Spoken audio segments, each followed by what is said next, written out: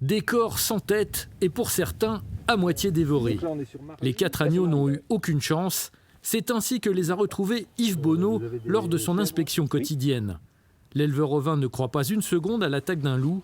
Les autres animaux sont restés calmes malgré le massacre et un loup s'en serait pris aux brebis, plus charnu que les agneaux. Pour moi, c'est pas un loup, c'est un lynx. Parce que j'ai eu une anecdote il y a une trentaine d'années. Ils avaient retrouvé des agneaux comme ça avec la tête coupée. Ils avaient retrouvé que c'était un lynx par la suite. Et c'était où? C'était en Côte d'Or, je ne me rappelle plus du nom du bled. Un lynx en Saône-et-Loire, une mauvaise nouvelle de plus pour des éleveurs déjà mis à rude épreuve par le loup depuis l'an dernier. Installé dans le Jura, le lynx a déjà fait quelques incursions dans l'est du département, mais si sa présence était avérée à Marly-sur-Arroux, cela serait une première.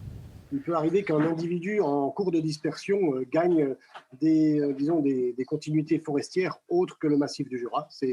C'est possible. Pourtant, ce spécialiste du lynx ne croit pas que ce félin soit le responsable du nouveau massacre dans le Charolais. Ce n'est pas du tout le mode opératoire du lynx qui tue ses proies par strangulation, en écrasant la trachée. Donc il n'y a pas du tout d'effusion de sang.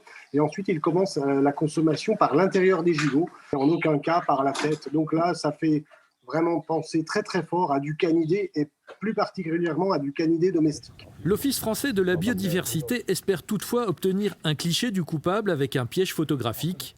Si c'est un lynx, il devrait revenir terminer son repas dès les prochains soirs.